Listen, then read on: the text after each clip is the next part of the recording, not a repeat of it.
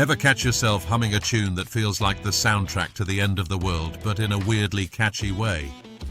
That's Black Hole Sun for you, Soundgarden's grunge masterpiece that's been lurking in playlists since the 90s, refusing to fade like some vampire at a beach party.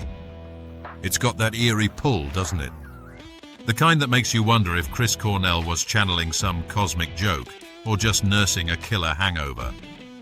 But beneath those swirling guitars and that hypnotic chorus, there's a tangle of misheard words, Seattle sculptures, and enough surreal vibes to make Salvador Dali jealous. Stick around, because we're about to unravel the twisted tale of how this song swallowed the charts whole and spit out a legacy that's still got us all staring into the void. Let's rewind to the ignition point where this beast was born. Picture Chris Cornell, Soundgarden's frontman, with the voice that could shatter glass or soothe a raging bull, depending on his mood, cruising home one rainy Seattle night in the early 90s. The guy's got the radio on, half listening to some news drivel, when bam! He mishears a phrase that sounds like Black Hole Sun. Was it a weather report gone wrong? A botched astronomy segment? Who knows, but it stuck in his brain like gum on a shoe. Cornell later admitted he dashed inside, grabbed his guitar and banged out the whole song in about 15 minutes flat. 15 minutes! Most of us can't decide on pizza toppings that quick, and here's this guy crafting a grunge anthem that's equal parts nightmare and earworm. Now the lyrics? Oh, they're a trip. Black Hole Sun, won't you come and wash away the rain? Sounds poetic, right? But Cornell insisted it was more about the sound than any deep meaning, like he was painting with words instead of trying to solve life's riddles. Still, fans have dissected it like a frog in biology class. Is it about depression, sucking the joy out of life? A plea for oblivion in a crappy world? Or just a cheeky nod to Seattle's endless drizzle? Whatever it is, that line hits like a meteor, pulling you in with its desperate hope that some apocalyptic force will just fix everything. And let's not forget the snake lurking in there. In my eyes, indisposed in disguises no one knows, hides the face, lies the snake. Sneaky, slithery imagery, maybe a swipe at fake people, or perhaps Cornell's take on biblical temptation gone grunge. He never spelled it out, which is half the fun. It's like he handed us a puzzle with half the pieces missing, daring us to fill in the blanks. Of course, no song exists in a vacuum, pun absolutely intended, because this one's all about that cosmic suck. Enter the album Saga, where Black Hole Sun found its home on Superunknown, Soundgarden's 1994 magnum opus that dropped like a bomb in the grunge scene. By then, the band, Cornell on vocals and rhythm guitar, Kim Thayil shredding leads, Ben Shepherd on bass, and Matt Cameron pounding drums, had been grinding since the 80s, evolving from punky metalheads to the psychedelic rock titans. But recording Superunknown? That was no picnic. They holed up in Seattle's Bad Animal studio with producer Michael Beinhorn, a guy known for pushing bands to their limits. Beinhorn wasn't messing around. He made Cornell redo vocals until his throat was raw, and the band reworked riffs like they were solving quantum physics. Tensions flared. There were arguments over tempos and tones, with Thayil's guitar wizardry clashing against Cornell's vision for something more atmospheric. Imagine 4 dudes in flannel, chain-smoking through endless takes, while outside the grunge explosion was peaking with Nirvana and Pearl Jam stealing headlines. Soundgarden could have imploded, but instead, they forged this beast of an album. 15 tracks of heavy, trippy goodness that blended Sabbath riffs with Beatles melodies. Black Hole Sun slotted in perfectly, its slow-burn build-up contrasting the album's heavier hitters like Spoon Man and Fell on Black Days. And the launch? Drama City.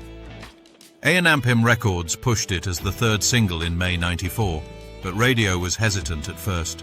This wasn't your typical headbanger, it was moody, almost prog rock weird. Then the music video hit and everything changed.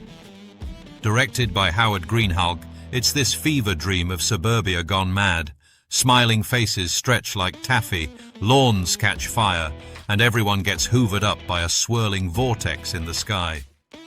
Cornell called it a surreal dreamscape. But let's be real, it looks like Tim Burton directed a bad acid trip at a PTA meeting. Fun fact, the video's fisheye lens distortions were so trippy, they gave some viewers motion sickness. And that ending, with the band playing in a field as the world ends? Chef's kiss. It aired on MTV like wildfire, turning Black Hole Sun from album deep cut to inescapable hit. Suddenly, grunge wasn't just about angst, it was about apocalypse with a side of sarcasm. From there, the ascent to legend was swift and savage. By summer '94, Black Hole Sun was climbing charts like a vine on steroids, topping Billboard's mainstream rock tracks for 7 weeks straight. It dragged Superunknown to #1 on the albums chart, selling over 6 million copies in the US alone.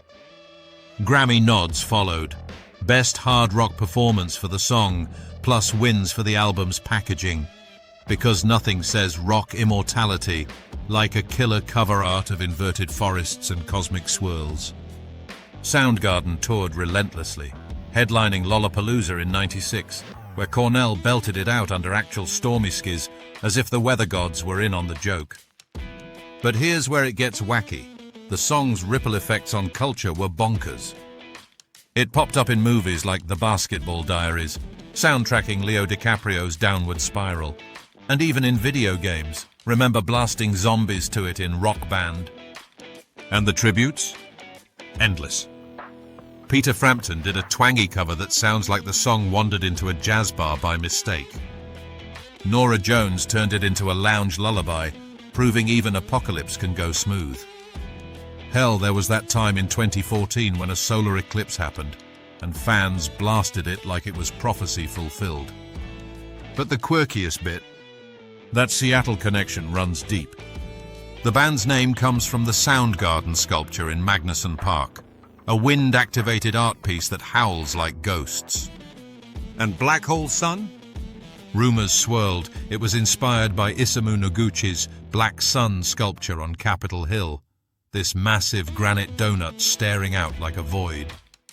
Cornell denied it, but come on, the coincidence is too perfect, like the universe winking at us. Then there's the fan lore. One devotee claimed the song saved his life during a bout of depression, interpreting the "Wash Away the Rain" as a call to endure. Another oddity, during a 1994 show in Germany, Cornell forgot the lyrics mid-song and ad-libbed nonsense about sausages, turning the crowd into a giggling mosh pit. Classic. Fast forward to the enduring impact, and Black Hole Sun is still casting its shadow. In the wake of Cornell's tragic passing in 2017, yeah, we're not dwelling, but damn, what a voice lost. The song surged again, with streams spiking over 500% as fans mourned. It became a staple at memorials, from candlelight vigils to that epic hologram performance at a charity gig.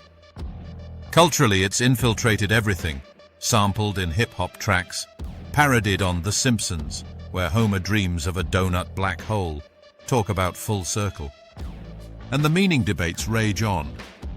Some say it's about heroin's grip in the Seattle scene, with that snake symbolizing deceitful highs. Others tie it to nuclear fears, the Black Hole Sun as a metaphor for fallout. Cornell kept mum, once quipping in an interview that if he explained it, the magic would vanish like a bad magic trick. Smart move, keeps us hooked. Quirky aftermath? Oh, plenty. There's a craft beer named after it, brewed with dark malts for that void-like flavor, because nothing pairs with existential dread like an IPA.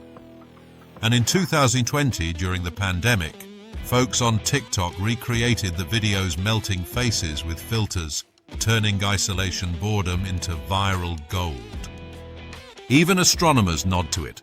When the first black hole photo dropped in 2019, memes flooded with the lyrics, proving science and grunge make strange bedfellows.